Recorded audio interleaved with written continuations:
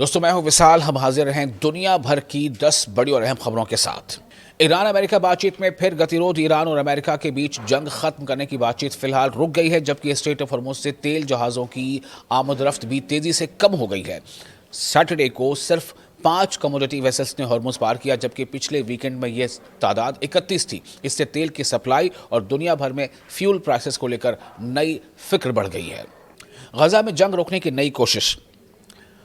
अमेरिकी दूत Jared Kushner और निकोले माल्दिनोव ने कैरो यानी काहिरा में मिस्र, कतर और तुर्की के मीडिएटर्स से गाजा पीस प्लान पर बातचीत की है। हमास के अफसरान से भी कुछ मीटिंग्स हुई है, जबकि इसी दौरान इसराइल ने गाजा में हवाई हमले जारी रखे।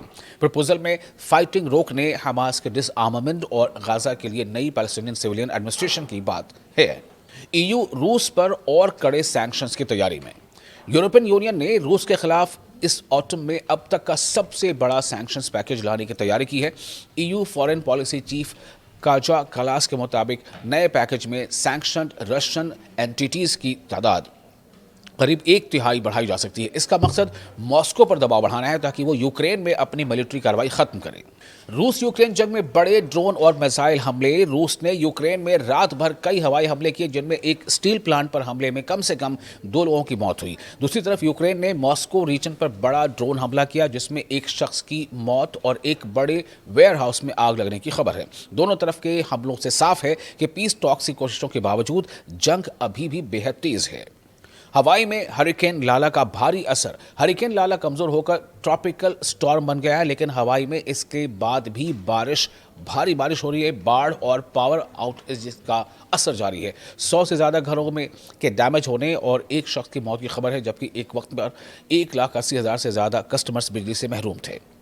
जापान की अर्थव्यवस्था ने उम्मीद से बेहतर प्रदर्शन किया। जापान की अर्थव्यवस्था ने अप्रैल से जून के बीच सालाना हिसाब से 1.1% की ग्रोथ दर्ज की है, जो उम्मीद से बेहतर रही। हालांकि मिडिल ईस्ट में जारी जंग और महंगे एनर्जी प्राइसेस समेत जापान समेत एशियाई इकोनॉमीज के लिए फिक्र बने हुए हैं, चिंता के विषय बने हुए हैं। और इस बीच जापानी येन डॉलर के मुकाबले थोड़ा मजबूत हुआ है और बाजार अब अमेरिकी फेडरल रिजर्व के अगले फैसले पर नजर रख रहे हैं।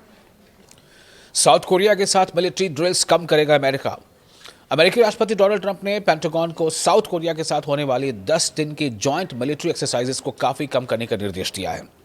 यह फैसला ऐसे वक्त आया है जब वॉशिंगटन एक तरफ नॉर्थ कोरिया के साथ तनाव कम करने की कोशिश कर रहा है और दूसरी तरफ एशिया में अपनी मिलिट्री प्रायोरिटीज पर दोबारा विचार कर रहा है। इस कदम से सियोल की सिक्योरिटी पॉलिसी को लेकर भी बहस तेज हो गई है। ताइवान के आसपास चाइनीज मिलिट्री एक्टिविटी जारी। ताइवान ने अपने आसपास चाइनीज मिलिट्री एयरक्राफ्ट और नेवल वेसल्स की गतिविधियां डिटेक्ट की हैं। रिपोर्ट के मुताबिक एक चाइनीज मिलिट्री एयरक्राफ्ट ताइवान के नदन एयर स्पेस के करीब आया, जबकि 16 चाइनीज शिप्स भी आसपास देखे गए।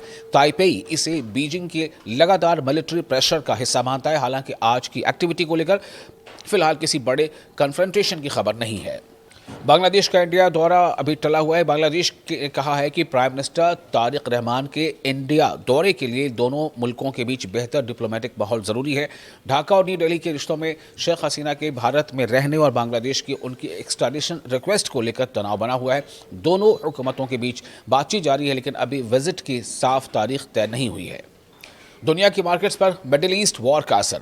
एशियन स्टॉक मार्केट्स आज काफ़ी हद तक संभल कर कारोबार कर रहे हैं, क्योंकि ईरान यूएस कॉन्फ्लिक्ट और हॉर्मुज़ में शिपिंग डिसरप्शन से ऑयल प्राइसेस ऊंचे बने हुए हैं। ब्रेंट क्रूड करीब 88.55 डॉलर फी बैरल पर रहा, जबकि पिछले हफ्ते दोनों अहम ऑयल बेंचमार्क्स में 5% से ज़्यादा की बढ़ोतरी हुई थी। अगर हॉर्मुज़ में शिपिंग लंबे वक्त तक इसी तरह से बाधित रहती है तो इसका असर इन्फ्लेशन, फ्यूल प्राइसेस और ग्लोबल इकोनॉमी पर पड़ सकता है।